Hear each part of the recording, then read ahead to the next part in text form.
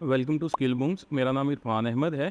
आज की इस वीडियो में हम देखेंगे कि साइमल्टेनियस अलजेब्रिक एक्सप्रेशन या इक्वेशंस को अगर हमने एक्सेल में सॉल्व करना है तो इसको हम किस तरह से कर सकते हैं। तो आइए स्क्रीन की तरफ।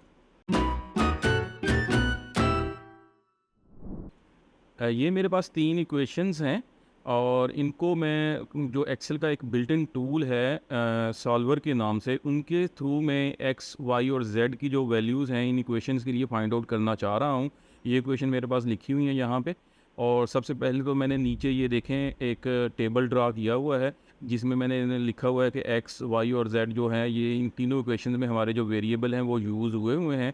और इससे अगला जो कॉलम है वैल्यू का, ये ग्रे शेडेड में आपको यहाँ पे नज़र आ रहा होगा। ये मैंने डेजिग्नेट किया है कि यहाँ पे मुझे सॉल्वर जो है एक्सेल का बिल्ट इन जो फीचर है सॉल्वर, वो मुझे यहाँ पे एक्स वाई जेड की जो वैल्यू है वो निकाल के दे।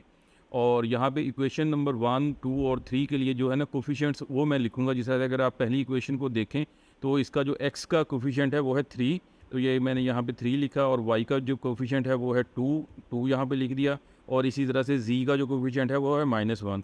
तो इसी तरह से मैं बाकी इक्वेशन का जो है वो भी यहाँ पे कोफिशिएंट डाल देता हूँ जल्दी जल्दी।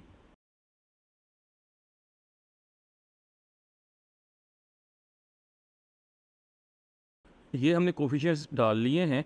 और यहाँ पे मैं अब इसी इक्वेशंस को, इन जो कोफिशिएंट्स वगैरह और ये जो यहाँ पे वेरिएबल्स हमने नीचे डिफ़ाइन किए हैं टेबल में, उसकी फॉर्म में मैं यहाँ पे इसे रीराइट करने लगा हूँ। तो उसके लिए मैं यहाँ पे इक्वल लिखूँगा, इक्वल प्रेस किया मैंने। और ये है 3x, तो मैं कहूँगा दिस, ये कोफिशिएंट है 3x इसका, दिस मल्टीप्लाई बाय x, ये हमने वैल्यू x के लिए जो कि डेजिग्नेट की है तो ये इसे करूँगा, प्लस यहाँ पे 2/2 ये कोफिशिएंट दूंगा और मल्टीप्लाई बाय y की जो यहाँ पे आएगी वैल्यू वो इसे असाइन कर दूंगा यहाँ पे रेफरेंस दे के। और उसके बाद ये जो z का कोफिशिएंट है मल्टीप्लाई बाय जो z के लिए हमने स्पेस जो डेजिग्नेट की है उसको मैं रेफरेंस दे के यहाँ पे कर दूंगा। तो ये हमारी जिस तरह से पहली इक्वेशन यहाँ पे लग चुकी है, इसी तरह से मैं दूसरी इक्वेशन को भी जल्दी जल्दी यहाँ पे लिख लेता हूँ इसी फॉर्म में।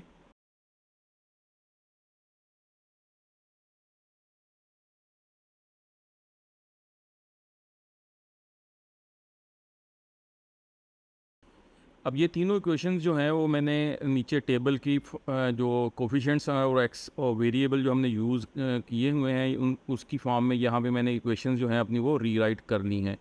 अब ये पहली वाली इक्वेशन है जिस तरह से वो 11 की इक्वल होनी चाहिए, तो यहाँ पे मैं जिस तरह से खुद से 11 लिख दिया। और दूसरे वाली क्योंकि 7 की इक्वल है तो यहाँ पे मैंने 7 लिख दिया और 12 लिख दिया यहाँ पे। अच्छा, अब ये हमारा जो है डाटा वो हमने कंप्लीट कर लिया है। तो अब मैं सॉल्वर जो टूल है उसे कॉल करूँगा। तो डाटा टैब के अंदर जाएं और यहाँ पे आपको एनालिसिस के ग्रुप के अंदर सॉल्वर यहाँ पे नज़र आ रहा होगा। अगर ये आपको यहाँ पे नज़र ना आए तो आपने सिंपली फाइल में जाना है पहले और ऑप्शन में जाएंगे और यहाँ से आके ऐड इन्स और यहाँ पे गो करेंगे तो ये एक डायलॉग बॉक्स आपके सामने आएगा। तो यहाँ पे आपने सॉल्वर को चेक करके ओके कर देना है। तो अगर आपका वहाँ पे सॉल्वर आपको नज़र नहीं आ रहा था तो अब वो नज़र आना शुरू हो जाएगा। अब सॉल्वर को मैंने कॉल किया तो ये 3 बेसिक जो है ना वो पैरामीटर ये हमसे मांग रहा है। पहला पैरामीटर अभी के लिए जिस तरह से मैं छोड़ रहा हूँ सेट ऑब्जेक्टिव वाला, दूसरा है बाय चेंजिंग वेरिएबल सेल। तो हमारे पास जो वेरिएबल्स हैं वो एक्स वाई जेड हैं, तो वो रेफरेंस मैं यहाँ पे दे दूँगा जहाँ पे एक्स वाई और जेड की जो वैल्यू मैं चाह रहा हूँ कि ये सॉल्वर मुझे निकाल के दी, वो मैंने इसे रेफरेंस यहाँ पे दे दिया।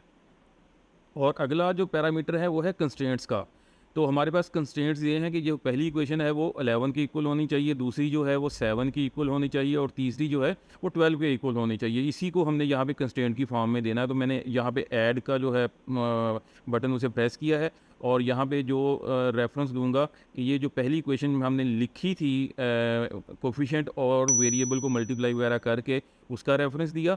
और ये मैं कहूँगा कि इक्वल होनी चाहिए मेरी ये इस 11 के, और इसे मैं ऐड करूँगा। दूसरा जो इसमें कंस्टेंट है वो ये है कि हमारी जो दूसरी इक्वेशन हमने वो लिखी है उसका रेफरेंस दूंगा और यहाँ पे मैं कहूँगा इक्वल, और ये कंस्टेंट हमारा है 7 कि ये जो इक्वेशन है दूसरी वाली वो हमारी 7 की इक्वल होनी चाहिए। ये मैंने इसे करके ऐड कर दिया।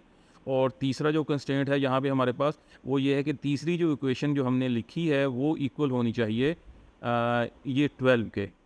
इसे ऐड किया तो अब ये देखें ये तीनों कंस्ट्रेंट्स जो थे वो हमारे पास यहाँ पे ऐड हो गए हैं। अब जैसे ही मैं इसे सॉल्वर को प्रेस करूँगा इस बटन को तो ये ग्रे सेल में देखिएगा कि ये हमारे लिए वैल्यू फाइंड आउट कर देगा।